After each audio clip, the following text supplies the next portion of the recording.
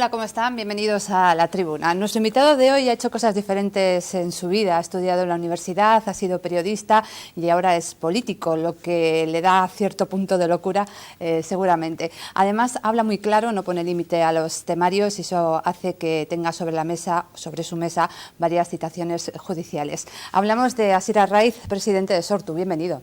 Es que recasco. Un poco de locura ya tiene, ¿no? En su vida, desde muy joven dedicado a la política, periodismo. Sí, la verdad es que me ha gustado siempre vivir con intensidad y darlo todo por aquello por lo que estaba convencido, y bueno, eso me ha llevado a tomar determinados compromisos. Uno de ellos ha sido este, y la verdad es que sí, es un poco una locura, sí. Bueno, yo digo que habla muy claro, ¿no? Y que hay quien ve en sus palabras que pasan el límite de la legalidad. De hecho, tiene varias citaciones judiciales. ¿Cuántas ha tenido, cuántas tiene y cuántas cree que va a tener desde que está en Sortu? He tenido dos, una de ellas está archivada, ahora mismo tengo solo otra y espero no tener muchas más, pero sí que es cierto que algunos no asumen que ciertas personas, sobre todo si son de la izquierda abertzale, puedan hablar con libertad y puedan dar su opinión. El más claro ejemplo es lo del último caso, una operación de la Guardia Civil que se llama Jaque, otra se llama Mate, y yo digo que junto a esas dos palabras, y las vuelvo en contra suya diciendo Jaque Mate a la Guardia Civil, tienen que irse de Euskal Herria, y eso se convierte automáticamente en una querella. No lo entiendo. Bueno, lo de Jaque Mate, yo creo que últimamente le conocen por eso, ¿no? Asier Arraiz, el de Jaque Mate a la Guardia Civil. ¿Pero no cree que esas palabras dichas de esa forma pueden adquirir otro sentido? Yo creo que no, yo creo que jaque mate, para cualquier persona que tenga un mínimo conocimiento de ajedrez, sabe que significa el final de la partida, simplemente el final de la partida. O sea, no es matar a la Guardia Civil. Evidentemente, yo creo que querer ver eso está fuera de sentido y fuera de lugar, sobre todo cuando a día de hoy no existe actividad armada de ETA ni de ningún estilo desde hace ya 3 años, y cuando sabemos además que afortunadamente no va a volver a verla nunca más. Bueno, y justo hemos tenido un comunicado de ETA, ¿no? En el que por un lado se mete con el gobierno español diciendo que todavía utiliza a los presos como rehenes, al PNV de no poner trabas a esa operación del gobierno, y habla también de esa operación Jaque Mate contra los abogados de la izquierda abertzale. ¿Tiene sentido un comunicado de ETA en estos momentos? Es decir, cuando yo creo que la mayoría de la gente, esa voluntad ciudadana de la que habláis, lo que quiere es que haya una disolución inmediata, que de nuevo veamos esa imagen que parece del pasado, ¿tiene sentido? Creo que sí que es cierto que tiene una parte que nos retrotrae que nos puede retrotraer al pasado, pero yo creo que hay que interpretarlo de otra manera. El tema es, todavía quedan ciertos aspectos de lo que fue la confrontación armada en Euskal Herria que están por resolver, que están por cerrarse, y quisiéramos que se fueran cerrando y que se fueran cerrando bien para que no se puedan abrir nunca más, y con todo ello llegará también el final que decida dar ETA a su andadura. Pero creemos que todo eso se tiene que poder hacer bien, y lo cierto es que a día de hoy pues la actitud del gobierno español y de algunos partidos políticos pues impiden que todo eso se pueda cerrar bien. Me refiero, en concreto, nos parece totalmente paradójico e incomprensible que haya una organización armada que ha dicho que se acabó para siempre su actividad y que esté dispuesta a desarmarse, y que sin embargo el gobierno español no esté dispuesto a habilitar un marco legal para que eso se pueda dar con ciertas garantías. Con ciertas garantías me refiero a que quien participe en ello pues pueda contar con garantías con respecto incluso a su propia seguridad. Nos parece paradójico que una organización armada pretenda desarmarse y que por otro lado el gobierno que ha estado combatiendo a esa organización no le dé ni un pequeño margen para poder hacerlo. O sea, que no es lo que piden es que haya más gestos todavía, ¿no? Ese gesto de ETA, ¿crees que es suficiente el que hizo en su día? Que muchos consideraron como que era pequeño, ¿no? Como que tenía que decir, me disuelvo, me voy ya. ¿Crees que ahora la pelota está en el tejado del gobierno? O sea, ¿no tendría que hacer ETA más? Yo creo que todos van a tener que hacer más. Yo creo que nosotros hace ya tiempo aprendimos, vinieron aquí unos sudafricanos que habían participado en su propio proceso y en la resolución del mismo, y nos enseñaron sobre todas estas cuestiones, y ellos nos decían que este tipo de procesos, los procesos de paz, son como una bicicleta, que si dejas de pedalear se cae. Nosotros creemos que todos tienen que pedalear, que todos tienen que seguir pedaleando, que aquí no puede ser que uno por su cuenta solo tire, sino que todos tienen que seguir tirando hacia adelante. Creemos que el gobierno tiene que hacerlo, que hasta el día de hoy no ha hecho nada, sino que ha empezado a hacer al revés, en dirección contraria, ha empezado a hacer hacia atrás, es decir, operaciones policiales del tipo de la del otro día, como cuando todavía ETA estaba activa, no tienen ningún sentido a día de hoy, no tienen ninguno, y sin embargo lo estamos viviendo. Y también ETA va a tener que seguir dando pasos, por supuesto, y queremos que también otro tipo de agentes, partidos políticos, instituciones, tienen que seguir dando pasos, porque el objetivo tiene que ser, en nuestra opinión, la construcción de una paz justa y verdadera y una convivencia realmente democrática entre todos los vascos y vascas y con los estados español y francés. Por ejemplo, esa operación contra los abogados llegó después de una manifestación de miles de personas, ¿no?, para pedir que los presos vascos se acerquen, ¿no? Llega después, pero hay gente que se pregunta, si los abogados han cometido un delito, en este caso fiscal, ¿también habría que ir por ellos? ¿Es legalidad? ¿Hay ese delito fiscal? Mira, te ¿Qué voy hacemos? a decir en concreto, cuando nosotros criticamos la operación policial, el famoso jaque mate, Sí. la explicación es muy concreta. Los abogados sabían que les estaban investigando, porque les había llegado de fuentes de la judicatura que les estaban investigando. Hicieron un escrito manifestando su disposición a ir a declarar ante el juez cuando quisiera, y lo entregaron en la Audiencia Nacional. Y aun y todo, la Guardia Civil los detuvo una mañana, sin previo aviso, los tuvo un día en los calabozos, los llevó a declarar ante el juez, y el juez los liberó sin fianza siquiera, con cargos pero sin fianza. ¿No se podía haber hecho todo eso sin detenciones y sin todos esos trámites? Nosotros pensamos que sí, y porque ellos ya, los abogados, habían manifestado voluntad y disposición para ello. Por lo tanto, todo eso estaba de sobra, y creemos que ese circo que se empeña en montar la Guardia Civil está también de sobra. ¿Creen que entonces es una reacción a una manifestación anterior? Porque cuadra un poco, ¿no? Sí, tiene mucho de buscar un efecto mediático y con ello un efecto político sobre lo que son los abogados y sobre lo que es también el colectivo de presos, y busca su aislamiento de alguna forma de la sociedad. Y busca también la criminalización de la solidaridad económica con los presos y con sus familias. Todo eso lo ha buscado, pero de una forma que a nosotros nos parece totalmente innecesaria y fuera de lugar en estos momentos. Bueno, has estado en la cárcel, ¿no? Sí. Por esa reunión que hubo en Segura en el 2007, donde varios fuisteis detenidos, ¿no? Y esto te llevó a estar en la cárcel, por lo tanto tú ya sabes qué es estar allí, ¿no? ¿No tienes miedo que unas declaraciones te puedan volver a llevar allí? Ahora mismo creo que el Tribunal Superior de Justicia también, ¿no?, estás esperando a ver ese juicio, ¿no?, por presunta relación con ETA, por querer poner en marcha Batasuna a través de ANV y el Partido de las Tres Comunidades Vascas. Entonces, estás pendiente de ese juicio, ¿no? ¿No tienes miedo de volver a la cárcel? Tenemos el juicio de Segura, que es el que está en marcha en la Audiencia Nacional. En mi caso se tiene que hacer aquí en Bilbo, en el Tribunal Superior de Justicia del País Vasco, porque soy aforado, porque soy parlamentario. Claro. En cualquier caso, me van a juzgar por lo mismo que estoy haciendo ahora, por mi actividad política. Yo no he hecho otra cosa que actividad política. Es cierto que nos detuvieron cuando acabamos de terminar una reunión de personas de la izquierda abertzale que estamos intentando encauzar nuestra actividad política, además, para poner en marcha un nuevo proceso de paz. Esa era nuestra intención. Veníamos del fracaso del anterior y nuestra intención era reactivarlo. No pudo ser, entre otras cosas, porque nos llevaron y tuvimos que pasar, mis compañeros y yo pasamos 2 años y medio en prisión preventiva, y luego hemos salido y ahora va a ser el juicio. Estamos a espera de ese juicio. Yo creo que, y quizás me equivoque, pero teniendo en cuenta el gobierno que tenemos ahora, el gobierno del Partido Popular, a costa y a riesgo de equivocarme, creo que vamos a volver a ir a la cárcel. Yo creo que tanto mis compañeros como yo vamos a volver a ir a la cárcel. ¿Lo tenemos asumido? Sí, lo tenemos asumido. ¿Por qué? Porque tenemos un compromiso con nuestro país, con nuestro pueblo, y cuando lo adquirimos creo que éramos conscientes de que esto podía pasar. Obviamente, a todos nosotros, y no te puedes ni imaginar, a nuestras familias y a todo nuestro entorno, no lo viven de la misma manera, porque se quedan realmente alucinados de que en este contexto político en el que estamos hoy en día, alguien pueda ir a la cárcel, pueda volver a la cárcel simplemente por actividad política. Pero este es el país en el que estamos, este es el país en el que vivimos y esta es la situación precisamente que tenemos que cambiar.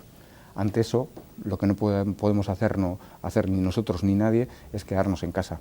Hay que seguir aportando en la medida de lo posible, de lo que cada cual pueda, para cambiar esta situación y darle la vuelta. Cuando, por ejemplo, Batasuna, la verdad es que sus ideas siguen en partidos o ilegalizados. Sí, porque al fin y al cabo lo que plantearon era que había que eliminar a un agente político, a un actor político del tablero, porque representaba las ideas en este caso de ETA, ¿no? Que se vinculaban con ETA. Yo creo que las ideas no son de ETA, ni de nadie. Las ideas son de aquel que las defiende. Y en ese sentido, las ideas que nosotros defendemos, todo el mundo sabe que nosotros somos independentistas, todo el mundo sabe que somos gente de izquierdas, quien nos ha visto sabe que hemos estado siempre en todas las peleas, en los barrios, en las fábricas, en los centros de estudio, se nos conoce por lo que hemos hecho muchas cosas mal, hemos cometido errores. Bueno, pero eso está bien reconocer, ¿no? Al final. Pero algunas otras cosas también hemos hecho bien y hemos estado siempre ahí, yo creo que con un compromiso con nuestra sociedad y sobre todo con los sectores más débiles de nuestra sociedad. Y eso es un poco también lo que nos han hecho pagar. O sea, que el juez le va a preguntar si pertenece a ETA. Sí, seguro que sí. ¿Y la respuesta? La respuesta es que nunca he pertenecido a ETA, nunca perteneceré a ETA, y es realmente extraño que te acusen y te castiguen por ser de ETA sin que tú seas consciente de que hayas sido de ETA nunca. Bueno, acusan a los jueces de prevaricación, ¿no? De lo que decíamos ahora, ¿no? De estar removiendo y sacando casos antiguos de hace incluso 30 años, ¿no? Para volver a llevar a la gente a la cárcel. Incluso hablan de un autogolpe de Estado, ¿no? Sí, hay sectores, nosotros vemos que hay sectores en el Estado, los sectores más reaccionarios, que ven que tras los casi 40 años que han pasado desde el 78, desde la transición, ven que ahora mismo las cosas se les pueden ir de las manos. Hablamos de sectores reaccionarios que son muy de derechas, muy de derechas, y que están, pues obviamente están en la Guardia Civil, por supuesto que sí, algunos están en la Judicatura, otros están en el Partido Popular, o por lo menos en algunos sectores del Partido Popular, y otros están en algunos medios de comunicación también. Y ahora mismo han hecho piña y han decidido que van a empezar a moverse. Van a empezar a moverse en diferentes direcciones. Y su objetivo va a ser que la situación política revierta, que vaya hacia atrás. Y por eso nos están trayendo ahora pues escenarios del pasado, que no entendemos a qué viene ahora, que esto parece un poco como Regreso al Futuro, ¿no? Volvemos a los años 80. Volvemos a los años 80, parece la película, ¿no? Vale, la verdad es que hay imágenes que hace tiempo que no veíamos y que la gente, pues las operaciones policiales, el comunicado de ETA, que nos están volviendo un poco a ese pasado del que hablabas, ¿no? Espero que eso no quiera decir que estamos de verdad retrocediendo, porque la gente ahora sabe lo que es vivir tranquila, ¿no? Y creo que la vuelta atrás es muy difícil. Yo creo que no va a suceder simple y llanamente porque la gente no lo quiere. Yo creo que por mucho que algunos se empeñen, y es cierto que hay incluso algunos partidos políticos, a nosotros nos pasa en el Parlamento, que a veces estamos allí y decimos, ¿este debate qué es? ¿De hoy, del año 2015, o es un debate del año 2005 o de 1985? ¿De cuándo es este debate? Porque las cosas han cambiado y la sociedad ya no está ahí. Y la gente está a otra cosa, ¿eh? La gente ya está con la intención de querer vivir en paz, y la gente es muy consciente de lo que ha sufrido, eso es cierto, pero ve que vamos a seguir viviendo aquí todos juntos, que tiene que seguir así, que tiene que ser así, y para poder hacerlo es mejor ir trabajando, ir construyendo puentes entre todos. Es cierto que todavía hay heridas, pero ellas se irán sanando, y mientras tanto construyamos puentes entre todos, porque si no, evidentemente crece el riesgo, por los intereses de unos pocos, de que volvamos a escenarios del pasado, y por lo menos nosotros y nosotras no estamos dispuestos a ello. Bueno, esa voluntad ciudadana es muy importante en una propuesta que habéis realizado hace poco, ¿no? En Ficoba, que tiene como 3 fases, que se habla de autoconfirmación, si no me equivoco, autoafirmación, autoorganización y la autodeterminación. Yo creo que hay, o han visto, 2 novedades en este planteamiento que realizáis desde la izquierda abertzale, ¿no? Una es que, por ejemplo, ahora distinguís que la Comunidad Autónoma Vasca, Iparralde y Nafarroa tienen como ritmos distintos, ¿no? Eso es uno de los puntos, ¿no? Y otro, por ejemplo, es que no hay que deshacer para volver a hacer, sino que se pueden tender puentes, ¿no?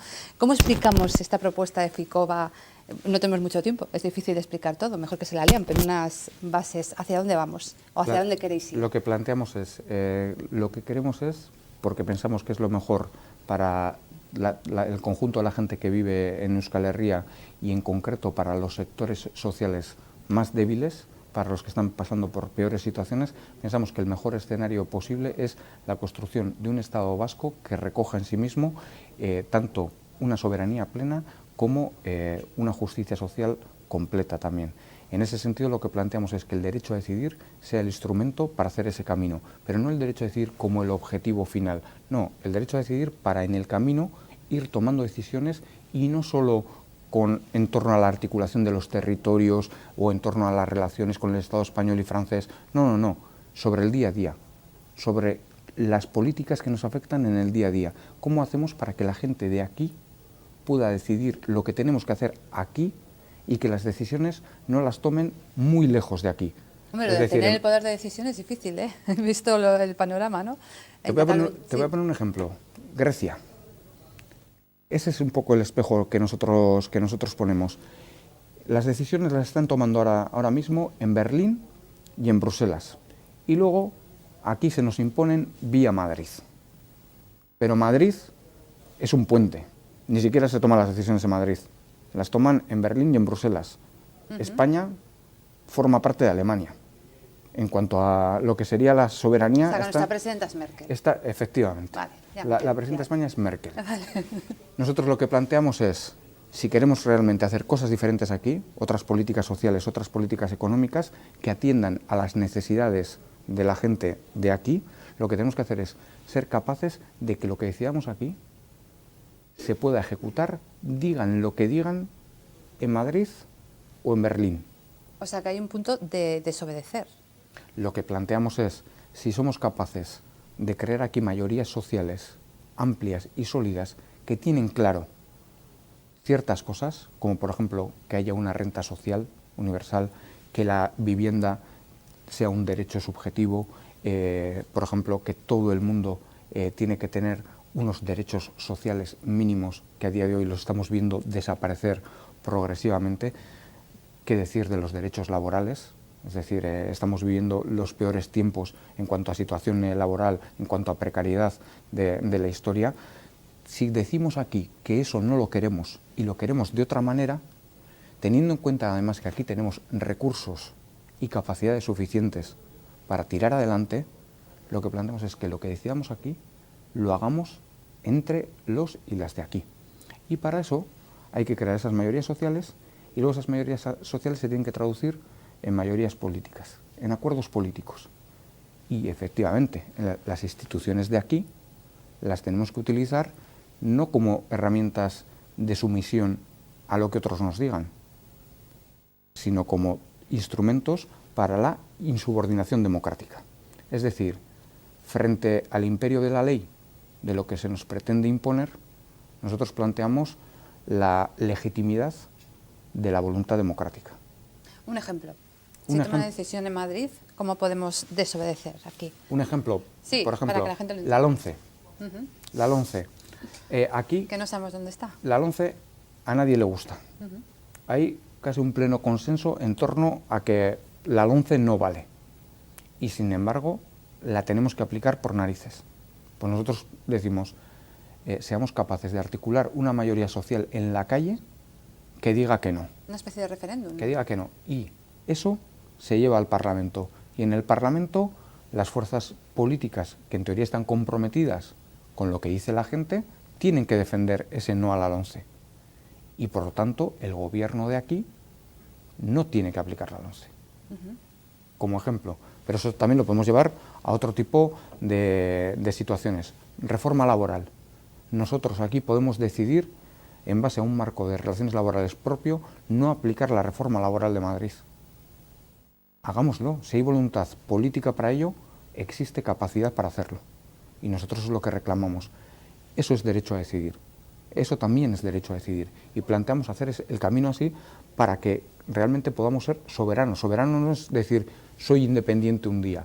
No, yo quiero ser soberano desde hoy mismo, entendiendo además que tiene que ser algo progresivo y gradual, que tendrá que ser poco a poco, pero empecemos a hacer ese camino. Lo que pasa es que en esos momentos ese camino se quedaría de aquí a Madrid, ¿no? En Madrid ya nos dirían, no, aquí se puede decidir, ¿no? En Parlamento, pero luego vía Madrid llega y nos van a decir, no, estos somos nosotros los que decidimos, ¿no? Sí, pero yo creo que en este país tenemos capacidades como para poder decir que no a lo que diga Madrid si realmente la gente de aquí quiere otra cosa. Lo que es completamente ilógico es que aquí todo el mundo, una mayoría social muy amplia, esté por la labor de ir en una dirección y que desde otro lado nos digan que tenemos que tirar en dirección contraria y ir en dirección contraria. Y que luego encima los partidos políticos que están ahí, que en teoría decían una cosa, que luego hagan la otra, que hagan lo contrario y que no pase nada. Así van a pensar que están llamando a la revolución. Nosotros planteamos de A alguna no hacer forma... caso a Madrid. Planteamos de alguna forma hacer una revolución democrática. Es decir, tiene que ser la voluntad ciudadana, lo que la gente quiera y decida, lo que se tiene que hacer. Pero porque es lo lógico, porque es el fundamento de la democracia, ¿no? ¿Y esto tiene plazos o está marcado dentro de plazos electorales? O nosotros planteamos no poner plazos precisamente para tratar de facilitar los acuerdos con el resto, porque si no es muy fácil que te digan, oh, esos plazos son imposibles, o todo lo contrario. Lo que planteamos es, sin plazos, en abierto, vamos a hablar de todo ello. Pero también es cierto que existen unos jalones en el camino. Uno de ellos es, evidentemente, las elecciones municipales y forales, sobre todo porque a raíz de ellas, a consecuencia de ellas, se van a formar nuevas instituciones, nuevos gobiernos, y nosotros lo que planteamos es que esos gobiernos que se creen, que estén comprometidos con esta filosofía. Y lo que planteamos es que sean gobiernos a favor del derecho a decidir. Por lo tanto, en nuestra opinión, y es lo que planteamos, quien de alguna forma se plante ante la sociedad vasca en contra del derecho a decidir de esa sociedad vasca, que quede eliminado a la hora de formar acuerdos de gobierno en las diferentes instituciones. Bueno, forma parte de ese escenario político que está cambiando tanto, ¿no? Con las nuevas fuerzas, las encuestas que ya empiezan a salir para esas elecciones, y algunas dicen que va a castigar a Bildu en Guipúzcoa por mala gestión. ¿Se cree esas encuestas? Yo no me creo mucho porque luego cambian totalmente, o sea, puedes cambiar el voto hasta en el mismo momento de... Eso por un lado, y luego por otro lado también es cierto que a día de hoy yo creo que las encuestas, más que un instrumento para medir la temperatura de la sociedad, se están convirtiendo en un instrumento para facilitar o empujar a la sociedad en una dirección o en otra. En general, no digo una encuesta en concreto, sino todas en general, ¿no? Y cada medio hace la suya y cada medio pues también tira para donde quiere, los partidos también dicen esto o dicen lo otro, el gobierno de aquí o el gobierno de allá también hace su propia encuesta, es decir, entramos en ese juego. Yo creo que de aquí a mayo habrá un montón de encuestas y seguramente una diga una cosa y otra diga la contraria, pero creo que los tiempos nos dicen que las cosas están cambiando. Y yo creo que en el conjunto del Estado español y también en Euskal Herria la sociedad está cambiando más rápido de lo que se dan cuenta la mayor parte de los partidos políticos. Es decir, creo que la mayor parte de los partidos políticos, los llamados partidos políticos convencionales o tradicionales, creo que se están quedando muy atrás demasiado rápido. Siguen en el esquema que les ha valido durante los últimos 40 años, pero creo que esos esquemas se están agotando y yo creo que eso es bueno. Hay un desencanto y ganas de como dar una lección, ¿no? Yo creo que hay ganas también de hacer las cosas de forma diferente y creo que hay que ser capaz de dar vía a esas ganas de hacer las cosas de forma diferente que tiene la gente. El que acierte haciendo eso, creo que tiene muchas posibilidades de futuro y sitúa a EH Bildu en esa parte de la ecuación. Bueno, yo tengo que decir que siempre me quedo con la sensación, cuando venís, de que hablamos siempre de lo mismo, ¿no? No sé si... y Sortus es más cosas, hace más cosas en el Parlamento, me imagino, ¿no? Hacemos un montón de cosas, sí. Hacemos un montón de cosas. Te voy a decir un dato, por ejemplo, te voy a dar un dato, que el otro día en Radio Euskadi lo mencioné, y tengo que decir que el periodista de Radio Euskadi luego me llamó para decirme que tenía razón, vale. y había mirado y que tenía razón. En el Parlamento de Gasteiz, en el Parlamento Vasco, EH Bildu, de toda su actividad parlamentaria, el 85% es actividad sobre temas socioeconómicos.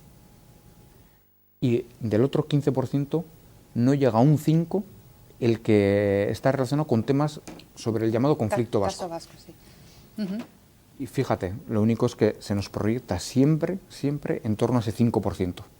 pero tenemos luego todo el resto de nuestra actividad sobre la que apenas se sabe nada, y eso se debe en gran medida a que tampoco a los medios de comunicación les interesa demasiado en general proyectar a EH Bildu como una fuerza política con proyecto no solo político, sino también social y económico. Hombre, luego da titulares de jaque mate y es normal, ¿no? Que sí, ya que trabaja en periodismo, ¿no? Tras una operación de este tipo es difícil no dar un titular así. Bueno, pues Asier, ha sido un placer tenerte en la tribuna, que es la primera vez que te teníamos desde Vitoria. Creo que has venido y espero que puedas volver por lo que anuncian del tiempo, y te esperamos aquí en la tribuna en otra ocasión para ver si podemos hablar también de esa labor socioeconómica que realiza Sortu. Por supuesto. Muchas gracias. Muchas gracias a vosotros y hasta siempre. Me ha encantado estar aquí. Vale. Nosotros volvemos la semana que viene con un nuevo invitado. Hasta entonces.